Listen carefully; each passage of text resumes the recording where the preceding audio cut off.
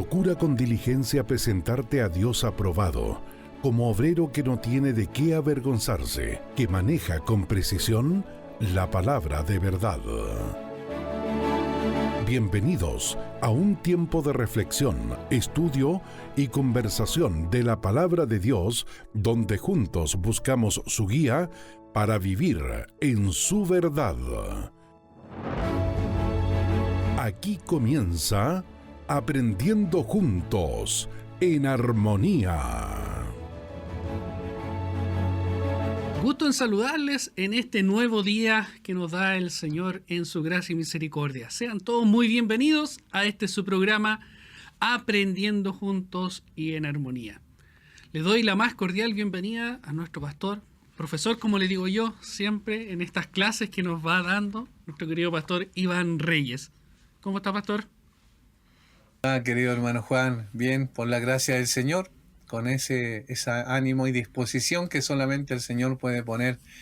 Somos nosotros sembradores nada más, ¿cierto? La palabra de Dios es la que sembramos y esperamos en el Señor produzca frutos en el corazón de cada uno de nuestros amados auditores que están atentos a la programación de la radio.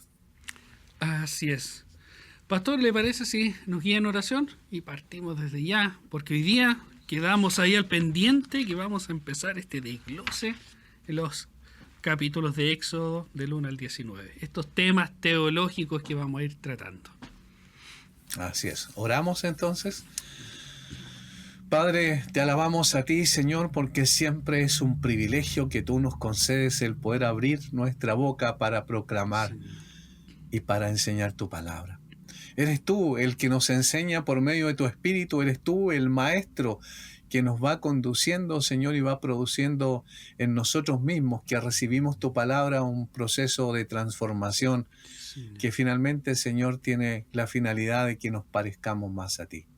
Padre, ayúdanos a nosotros también a poder expresar las cosas como debemos hacerlo, y Padre, coloca oídos atentos también y corazones dispuestos para recibir tu palabra en este precioso libro, el libro de la redención, el libro de Éxodo, que es el que finalmente, Señor, estamos desarrollando en estos temas teológicos que comenzaremos ahora a explicar quizás con mayor detenimiento. Muchas gracias por el privilegio de estar aquí, Señor, frente a estos micrófonos hablando de tu gloriosa palabra. Oramos en el nombre de Jesús. Amén. Amén. Bien, en el capítulo anterior, pastor, vimos, ¿cierto?, lo que trata el Éxodo, le pusimos por título el libro de la redención, y vimos, como lo dijo Shakespeare, ¿cierto? Dios es el creador de todo, el director, ¿cierto? Y nosotros, toda la humanidad, como los actores, y la escritura como este libreto o este escenario donde debemos conducirnos. Así es. ¿Vimos? Y en ese sentido, en términos históricos, hicimos un recuento, ¿cierto? Sí, y ese de recuento, Éxodo 1 al a ver si lo tengo bien, pastor. A ver si dejamos puntos para la prueba. Perfecto. Del capítulo 9 al 19 tenemos esta descripción general. Del Éxodo 1, en el 7 comienza la multiplicación, porque ya es un pueblo, ¿cierto? Así es. Vemos que en el año 1450, ¿cierto?, aproximadamente, ya Israel es sometido por Egipto a la esclavitud. En Éxodo 2, el versículo 24, clama este pueblo al Dios del cielo, porque ya la opresión era grande. Solo una interrupción para que no se me vaya. Ya. En realidad, Israel sale de Egipto alrededor del año 1450. No empieza la opresión en ese tiempo. Ya. Empieza antes. ¿Ya? Solamente eso. Voy a anotar. Sale. Pero eso no me descuenta un punto, ¿cierto? No, en absoluto. Ya, súper. Éxodo 3. Dios se le aparece a Moisés en una zarza, ¿cierto?, y habla con él. Éxodo 7, la batalla entre Faraón y Dios. Se da a conocer Dios como el yo soy. Y ahí ya está el comienzo de todas las plagas. Éxodo 12, versículo 13, Dios muestra su gran misericordia. Por el sacrificio, ¿cierto?, del cordero que tenía que ser para la expiación, y la sangre puesta en los dinteles para que el ángel de la muerte pasara por alto. Y ahí comienza o está el nombramiento de la Pascua, que es el Pesaj, el pasar por alto. Éxodo 14, Dios endurece el corazón de Faraón para mostrar que Él es Jehová, Dios. Éxodo 15, alaba entonces Moisés a Dios, cantan a Él, y Miriam también expresa este canto de alabanza y danza también a Dios. Éxodo 19, del 4 al 5, Dios marca a Israel con su ley dada en el monte Sinaí. Y ahí también esta maravillosa frase que dejó expresa usted, la opresión, el juicio y el rescate milagroso en esta historia redentora. Historia del fracaso del hombre y el triunfo de Dios. Así es, esa es justamente lo que usted acaba de decir. Está bien, muy bien, resumido, sintetizado. Así que tiene un punto extra. Bien. ¿Ya? Pero, no tengo un 0. Exactamente, pero hay algo muy interesante en todo el proceso, como bien resumimos al final. Opresión, liberación, también, ¿cómo se llama? Glorificación por medio del nombre de Dios, es glorificado a través de esta liberación extraordinaria de la incapacidad de Israel de poder ser liberado de la esclavitud, del poder de Dios para liberarlo de la esclavitud y del propósito de Dios para que a través de ellos su nombre sea glorificado. ¿Cierto? Esas tres cosas podemos decir que son interesantes. Obviamente ahí en medio está el juicio, la misericordia, juicio para los egipcios, misericordia para Israel. Una cosa importante, nadie recibió injusticia. Es decir, porque Dios, en el caso de extender su misericordia, lo hizo a través de la muerte de un animal inocente que moría en lugar del hombre culpable, de tal manera que también hubo juicio. Pero ese juicio fue bañado con la misericordia, porque este juicio no cayó sobre los israelitas, sino sobre el Cordero Pascual, que obviamente identifica al Cordero de Dios que quita el pecado del mundo, que vio Juan el Bautista posteriormente. Hasta ahí, entonces, el recuento histórico. Ahora vamos a entrar en materia en cuanto a los temas teológicos, que son 5 temas teológicos. Hay muchos más probablemente, pero nosotros vamos a tratar de resumir en 5 temas teológicos lo que el Señor nos enseña. Por eso dijimos al principio que este libro nos daba enseñanza no solo en términos históricos, sino que apuntaba posteriormente a cosas esenciales que se desarrollan en cuanto al plan de redención en todo el resto de la Biblia. El primero en cuestión es la identidad única de Dios. ¿Quién es Dios? Éxodo nos enseña en una forma singular quién es Dios, cómo es su carácter, principalmente cuál es su naturaleza. Y eso es esencial porque el conocimiento de Dios es la razón por la cual el Señor se revela. Él quiere que lo conozcamos, Él quiere que el hombre llegue a tener una relación personal con Él que ha sido rota desde el principio por causa del pecado, pero el Señor se acerca a nosotros, el Señor habla a nosotros y el Señor nos dice quién es Él. Porque en definitiva, Juan 17, que dijo el Señor Jesucristo, ¿cuál es la vida eterna? Que te conozcan a ti, al único Dios verdadero y a Jesucristo a quien has enviado.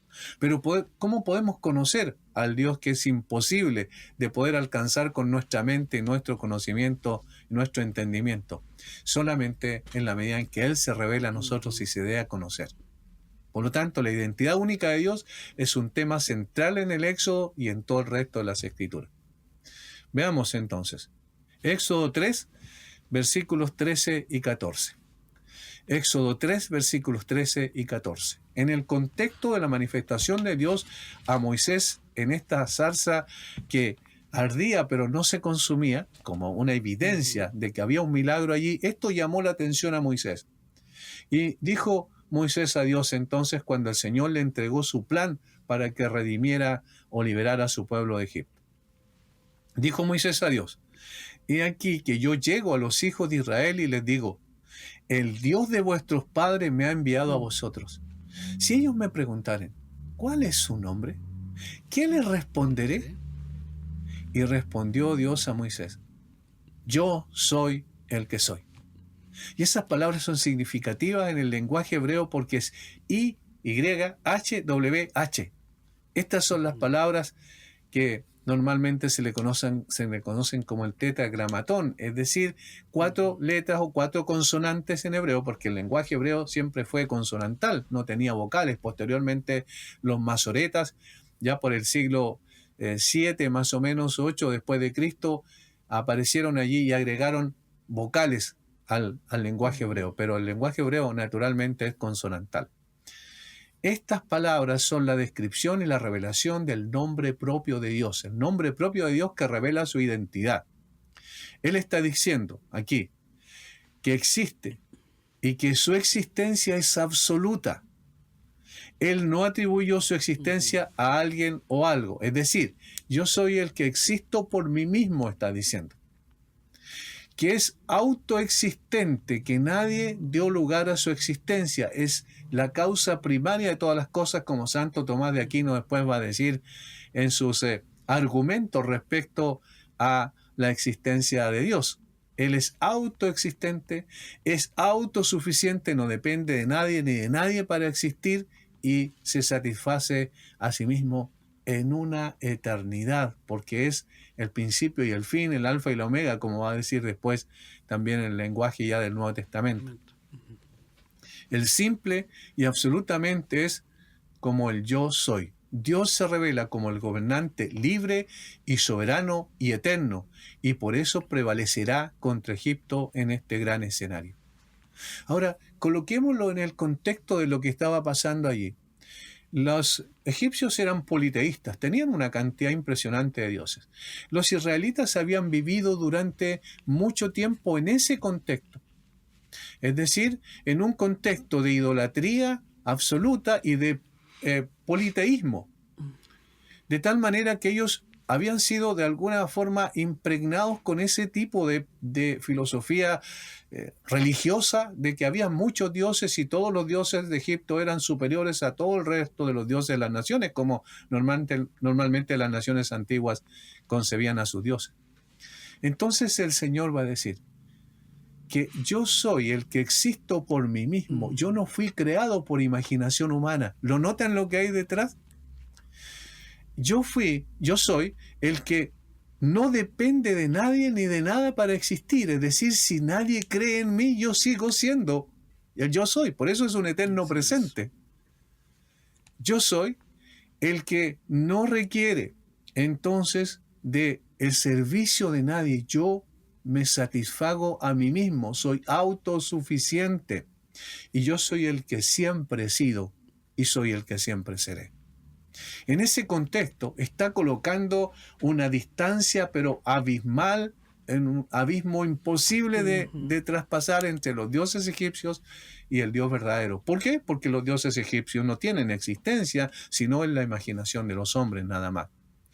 ¿Entienden hacia dónde está apuntando aquí? Moisés es impactado entonces con esta revelación, porque Moisés está reconociendo aquí, por medio de la revelación de Dios, que no hay Dios como el Dios de Israel. Esto es algo muy, muy importante, porque está diciendo, nadie me puede hacer frente. Por lo tanto, no te preocupes. Tú puedes ser débil. Más adelante Moisés va a dar una serie de excusas. No importa, ve, porque yo soy el que soy.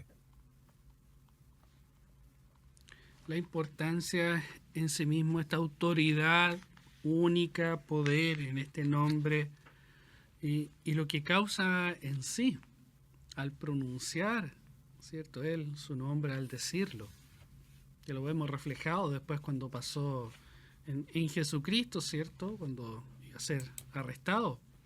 Entonces yo soy, ese movimiento, ¿quién queda de pie ante este poderoso nombre? Así es. Y ahora, noten que yo di una explicación al final que es muy importante desde la perspectiva de cómo Israel no solo debía ver cómo Dios obró milagrosamente en el caso de las plagas para sacarlos de Egipto de esa manera, sino ellos tenían que ver quién era el que había hecho eso. Es decir, su vista debía estar más que en las plagas y en los portentos y en los milagros, debía estar en aquel que ejecutó esa obra. Y entonces decir, los dioses de los cuales nos han enseñado durante tantos años que hemos vivido aquí en Egipto, en realidad no son dioses. El Dios verdadero es Jehová, el Dios nuestro, el Dios de Israel. Y entonces, ¿qué debía despertar en ellos? Un sentido de adoración, de gratitud, de exaltación al nombre de Dios. ¿Se dan cuenta como ya hay de inicio, en el caso de Moisés, por ejemplo, hay una impresión profunda en su corazón que el Dios verdadero era el Dios de Israel porque tenía estas características? Veamos algunos atributos ahora entonces en este sentido de cómo se expresa esta naturaleza y esta identidad del Señor Jesucristo. Primero, los atributos del yo soy que Éxodo nos revela. Primero, Jehová es Dios. El IHWH es Dios. Es el Dios de pactos. Éxodo 6:5 dice que Dios actuó en Éxodo porque recordó su pacto con Abraham, Isaac y Jacob. Eso también está en el capítulo 2, versículo 24. Y oyó Dios el gemido de ellos y se acordó de su pacto con Abraham, Isaac y Jacob. Dios es un Dios que se ha comprometido con el hombre. Y esto ya es algo maravilloso porque estamos hablando del Dios eterno, del Dios que existe por sí mismo, que no tiene un comienzo, que no tiene un fin, que es autosuficiente, que no requiere de nada ni de nadie para existir, y sin embargo viene y condesciende a hacer un pacto con el hombre. ¿Verdad que es algo ya que está más allá de lo que nosotros podamos llegar a entender? Sí.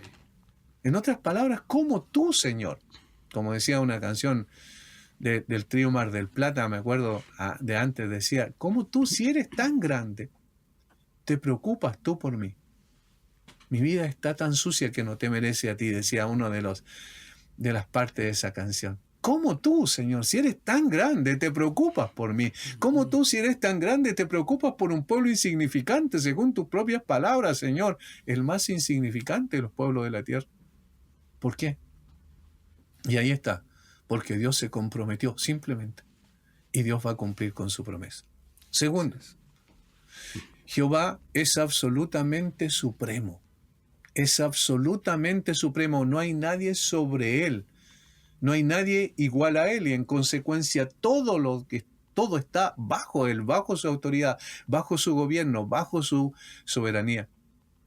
Moisés dice a Faraón en Éxodo 8:10, se hará conforme a tu palabra para que conozcas que no hay como Jehová nuestro Dios, no hay como el Señor. Noten cómo Moisés quedó impregnado con esta revelación. Esto es maravilloso porque Moisés tiene una experiencia personal con Dios y eso a veces lo pasamos por alto. Tiene una experiencia personal con Dios donde Dios revela su propio carácter y naturaleza a Moisés y Moisés queda impresionado y entonces cuando va a Faraón, primero fue un poco titubeante, luego ya va con toda autoridad. No hay como nuestro Dios. Para que conozcas que no hay como Jehová nuestro Dios. Dios es supremo absolutamente sobre todo. Tercero, el Señor es el gran guerrero. De esto se trata la derrota del ejército egipcio por parte del Señor, como proclama Moisés en Éxodo capítulo 15, versículo 3. Es el gran guerrero imposible de poder vencer, el que siempre es vencedor. Eso lo tenemos plasmado en una realidad práctica, visible, histórica también, cuando el Señor Jesucristo se levantó poderosamente entre los muertos. La muerte no lo venció, Él venció a la muerte. La muerte no le hizo daño, Él finalmente destruyó al enemigo, como dice el apóstol Pablo en 1 Corintios 15, creó el último enemigo, el enemigo postrero. El Señor lo destruyó completamente a través de la resurrección de entre los muertos. ¿Y cómo se plasma esto aquí? Bueno, Moisés reconoce ahí en Éxodo capítulo 15, versículos 2 y 3, que el Señor venció a los egipcios. No fueron los israelitas, no fue Moisés, no fue la estrategia de Moisés, fue el poder y la autoridad de Dios. Finalmente, en cuarto lugar, esto se expresa, el gran yo soy también se expresa en Éxodo como el proveedor cuidadoso de su pueblo. Cuando Israel tiene hambre, el Señor los alimenta con una comida que desciende del cielo, con una comida que viene de lo alto, con una comida que queda expresamente en evidencia, que viene directamente de Dios porque descendía cada mañana con el rocío de la mañana en el desierto, descendía el maná. Dios provee a su pueblo continuamente. Durante los 40 años que Israel anduvo en el desierto, Dios les proveyó. Posteriormente entran a una tierra que fluye leche y miel, de tal manera que sigue proveyendo abundantemente. Pero no solo le provee físicamente, materialmente, ¿cierto? Que el maná era algo que consumían materialmente, sino que el mismo Señor, ahí en Deuteronomio, recuerda a Moisés, el mismo Señor lo llevó allí los hizo comer pan del cielo, dice Moisés, para que entiendan que no solo de pan vivirá el hombre, sino de todo lo que sale de la boca de Dios vivirá el hombre. Es decir, como una ilustración del alimento espiritual más importante, que es lo que estamos haciendo en este programa, la palabra de Dios, transmitiendo la palabra de Dios, sembrando la semilla de la palabra de Dios, porque el Señor quiso salvar a los creyentes por la locura de la predicación de la palabra, porque la fe viene por la palabra de Dios y porque la edificación y el crecimiento y la transformación se produce por la palabra de Dios. De tal forma que Dios no solo es el que nos alimenta cuando nos sentamos a la mesa y tenemos alimento allí delante nuestro, sino que Dios también es el que alimenta nuestra alma por su preciosa palabra. El Señor es el proveedor cuidadoso. Resumimos esto entonces para poder puntualizarlo. Dios es el Dios de los pactos, se compromete y cumple. Dios es absolutamente supremo. Egipto tenía que saber, y Faraón tenía que saber, que había un solo Dios verdadero. Tercero, el Señor es un gran guerrero, siempre victorioso. Por eso derrotó a Egipto sin ningún tipo de problema y por eso derrota el pecado y derrota a Satanás en la cruz del Calvario. Y finalmente, en cuarto lugar, el Señor es el proveedor cuidadoso de su pueblo, no circunstancialmente, sino siempre. Dios como proveedor cuidadoso de su pueblo, de todos los suyos. No nos dejará y nos abandonará. Estará Así es. Con nosotros para siempre. Qué maravilloso. Creerle, es precioso. Tener esa certeza de que lo que Él dijo lo va a cumplir, así como está escrito. Todas sus promesas, todo lo que Él dijo, no dejó a su pueblo, no lo abandonó, le dio de todo. Eso mismo hará con nosotros también. Eso mismo hace todos los días con nosotros. Todos los días, en todo este proceso. Son misericordias cada mañana. Así es. Es maravilloso, ¿verdad? Entonces es una revelación extraordinaria. En cada paso que dio Moisés, podemos imaginar esto. Moisés estaba pensando, pero mira, el pueblo se rebeló contra mí, el pueblo es duro, es difícil, pero el Señor es el Todopoderoso.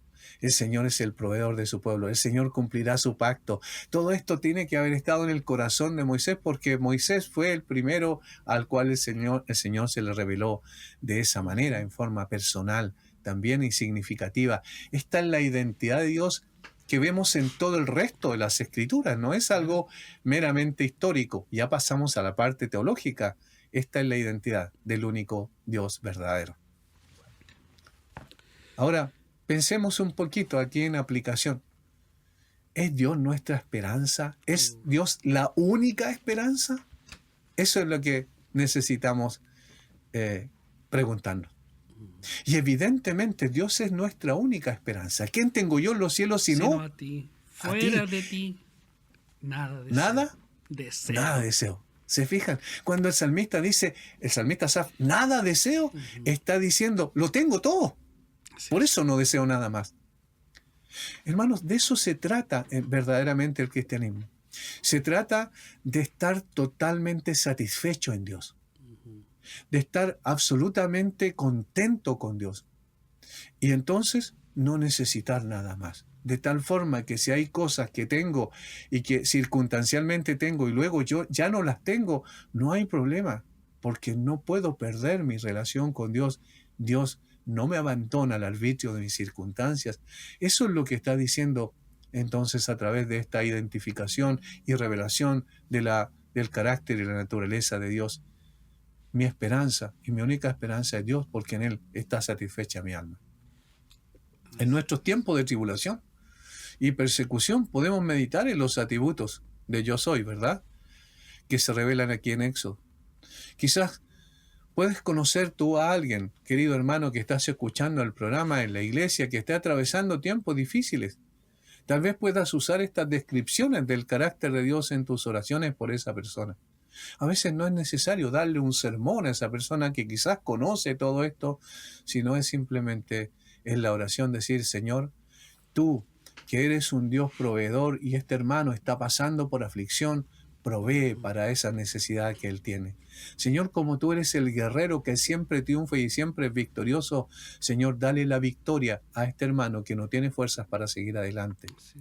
Señor, como tú eres el Dios supremo, único y verdadero, revela a su corazón esa realidad para que él pueda seguir enfrentando la situación adversa que está enfrentando y tener certeza de la victoria final.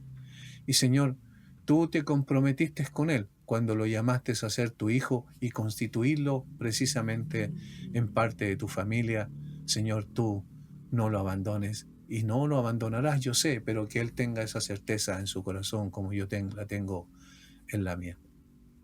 ¿Verdad? ¿Qué es práctico? Así es. Aplicable. No simplemente. Esta teología que hemos visto en estos 4 puntos, ¿ciertos? De nuestra única identidad en Dios. ¿Cómo aplicarla en nuestra vida diaria?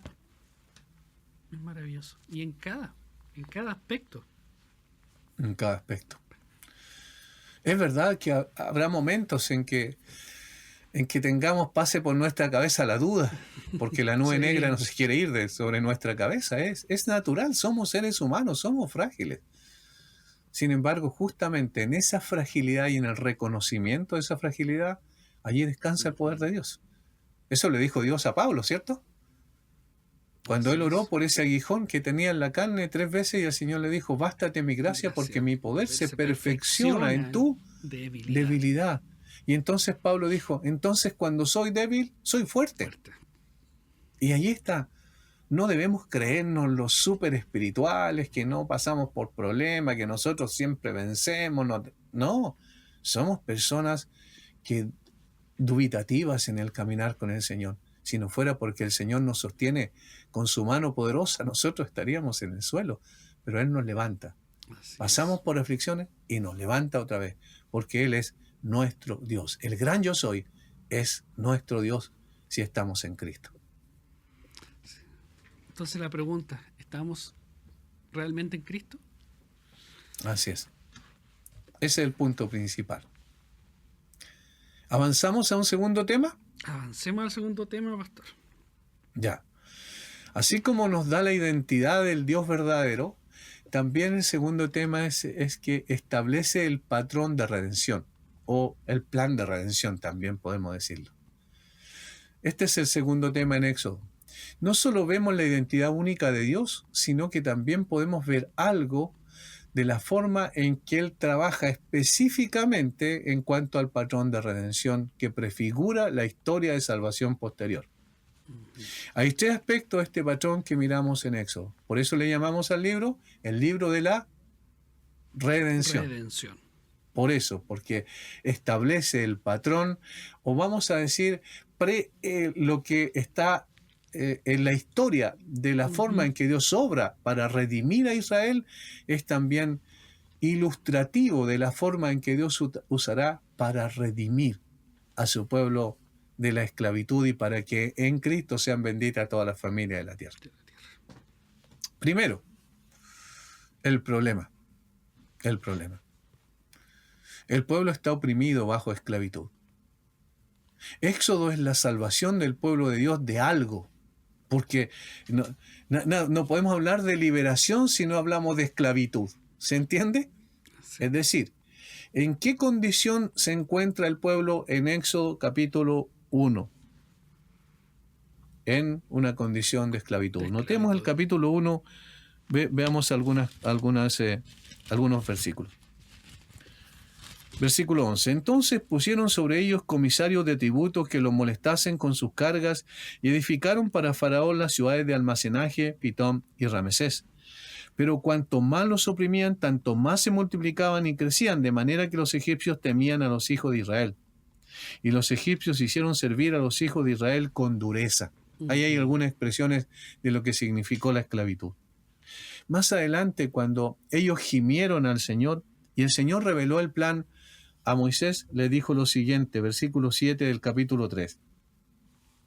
Dijo luego Jehová: bien he visto la aflicción de mi pueblo que está en Egipto, y he oído su clamor a causa de sus exactores, pues he conocido sus angustias. Una persona que está en esclavitud está en angustia. Una persona que está oprimida, que está sometida, es una persona que está con angustia. De tal forma que lo que está diciendo el Señor aquí es que ellos necesitan redención, necesitan liberación. La pregunta clave aquí para nosotros es, tú que estás escuchando el programa y a lo mejor por primera vez estás escuchando la palabra de Dios, aunque en el día de hoy en nuestro país está diseminada por todos lados, pero supongamos el caso que nunca has entrado a una iglesia, que nunca has escuchado esto, tienes que entender esto como base y fundamento. Aunque tú no seas consciente de ello, tú estás en esclavitud. Aunque tú no seas consciente de que algo domina sobre ti y te impulsa a vivir de una u otra manera, es porque en realidad tú no eres consciente de ello, pero la esclavitud es una realidad. Los deseos de tu corazón revelan eso. Los pensamientos de tu mente revelan eso.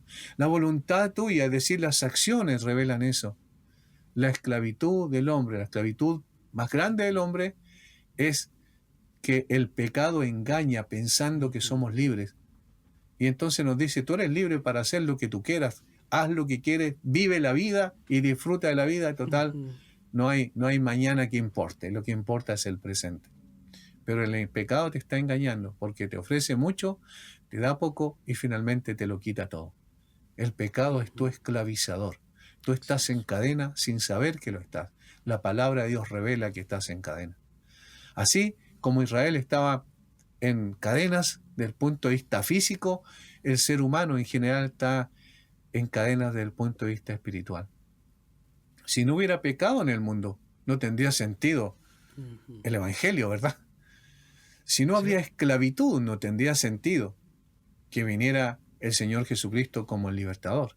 Así como no tenía sentido que Dios llamara a Moisés y entonces sacara a su pueblo de la esclavitud, porque la esclavitud es el tema preponderante con el que se inicia entonces la obra de redención, el reconocimiento de nuestra condición pecaminosa que nos está conduciendo hacia la perdición definitiva. De allí entonces Éxodo plantea la situación tal como es. Los israelitas eran esclavos, así de simple y así de fuerte. Así todo ser humano también lo es. Ese es el segundo, el primer problema que detalla y describe el libro de Éxodo. Este problema es que el pueblo está oprimido bajo esclavitud. Así es. Segundo, estamos viendo la forma en que el patrón de redención. Segundo, la solución. El Señor actúa solo para salvar al pueblo, librándolo de su juicio por medio de un sacrificio de sangre. Ahora, ¿dónde inicia esto? Otra vez, en el plan que Dios reveló a Moisés. Versículo 8 del capítulo 3. Y he descendido para librarlos de mano de los egipcios. Miren lo que dice. He descendido para librarlos de mano de los egipcios y sacarlos de aquella tierra a una tierra buena y ancha, a tierra que fluye leche y miel, donde había toda provisión. Es decir, hay un propósito que el Señor tiene, que es un propósito más amplio que la sola liberación. Pero ¿cómo comienza? Con la acción de Dios en la liberación. ¿Quién le dijo a Dios, tienes que venir y salvar a este pueblo? ¿Quién imprimió una obligación en Dios para venir y salvar a este pueblo? Nadie. ¿Dios interviene porque el pueblo era bueno, era mejor que Egipto, que los egipcios? No. Dios interviene porque los israelitas, bueno, tenían un corazón distinto, eran los únicos que creían en el Dios verdadero. No, Dios interviene porque el pueblo estaba en esclavitud, simplemente. Hermanos, Dios interviene en la humanidad al ver nuestra condición y envía al Salvador.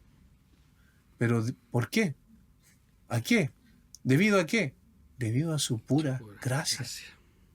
Dice el Señor Jesucristo mismo que vino a buscar y salvar lo que se había perdido. Buscar y salvar. Estaban perdidos, los busca y luego los salva porque estaban en una condición de perdición circunstancial que estaba llevándoles a una condición de perdición eterna. Ahora, eso es lo que tenemos que entender. ¿Por qué Dios libera al hombre? Simplemente porque Él así lo ha determinado. No hay mérito alguno en los israelitas, no hay mérito alguno en nosotros. Los israelitas fueron liberados físicamente, nosotros los creyentes hemos sido liberados espiritualmente, pero no hay mérito en nosotros, todo es simplemente por gracia. Sin la intervención de Dios no hay redención. Podemos hacer cualquier cosa, podemos, no sé, imaginar una serie de programas, inventar cosas para poder supuestamente salvar a la gente. No pasará absolutamente nada si Dios no interviene. Dios es el que actúa para salvar al hombre. El concepto de redención, ahí en Éxodo, se refiere a comprar la libertad de un esclavo. Es el concepto, digamos, conceptualizar el concepto de redención, es ir a un mercado de la esclavitud, es comprar un esclavo pagando el precio que se debe y sacarlo y liberarlo de esa condición. ¿Eso cómo se hace? ¿Cómo lo hace en Éxodo el Señor? La muerte del Cordero de Pascua es el precio del rescate por los primogénitos de Israel. Así, el Cordero de Dios, que quita el pecado del mundo, fue el que murió en la cruz precisamente para lograr ese objetivo de sacar de la esclavitud del pecado y, habiendo pagado un alto precio, el precio de la sangre de su Hijo, para darles libertad. Tenemos ya el problema, tenemos la solución. ¿Qué viene como tercero, pastor? Y tercero, el resultado. Es decir, ¿cuál es el objetivo que está más allá de la liberación? El Señor dirige a su pueblo a la tierra prometida donde pueda adorarle y estar en comunión con Él. Recuerden que dice, sacarlos de esta tierra para llevarlos a una tierra que fluye leche y miel. Es decir, hay un propósito ulterior en esto, que es que el Señor no solo nos libera de la esclavitud del pecado en el presente, sino que también nos lleva a gozar, a disfrutar de una Canaán celestial mientras pasamos por este proceso de redención, o este proceso, quiero decir, de protección, de preservación durante esta tierra hasta que lleguemos finalmente a la gloria con el Señor. Nosotros somos sacados de un mundo pecaminoso, somos sacados de la esclavitud del pecado para que finalmente podamos estar en un lugar de promisión, que es la presencia misma de nuestro Dios. Para Israel era una tierra, ¿cierto? Cuando Moisés comunica a Faraón que Dios quiere liberar a su pueblo, alega que la razón para esto es que el pueblo debe ir a adorar a Dios. Ese es el propósito. Así Israel es el rescatado de la esclavitud con el propósito de ser llevado a una tierra donde pueda adorar como el pueblo de Dios, en el lugar de Dios, bajo el gobierno de Dios. Y este último punto es crucial. Si solo pensamos en Éxodo como una forma de liberación de la esclavitud física, no entenderemos todas las referencias que aparecen más adelante en la Biblia. En cambio, necesitamos ver la adoración y la relación como sus objetivos finales. Obviamente, aquí hay algo superlativo en cuanto a importancia. Querido hermano, si tú has salido de la esclavitud es por la intervención de Dios en Cristo.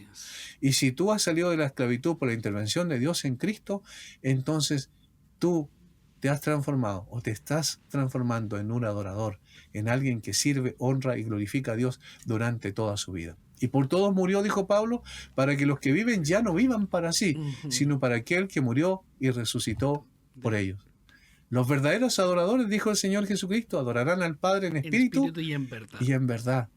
Pablo nos dijo, pero algunos si quieren adoran al Padre en espíritu y en verdad. No, los verdaderos adoradores adorarán al Padre en espíritu y en verdad.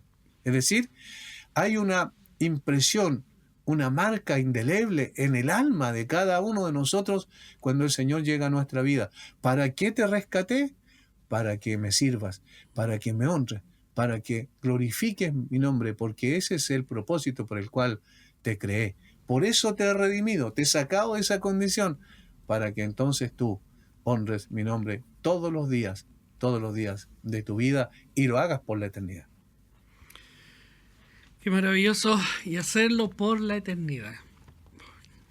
¿Cuánto anhelamos que llegue realmente ese momento en que podamos estar eternamente con nuestro Dios, con nuestro Creador, en esa comunión, verle y estar adorándole por siempre? Amén. Señor, ven pronto. Sí, es verdad. Cada vez lo anhelamos más. Sí. Como resumen, pastor, estos 3 puntos, yo creo que vamos a dejar ya otro tema más para el próximo capítulo.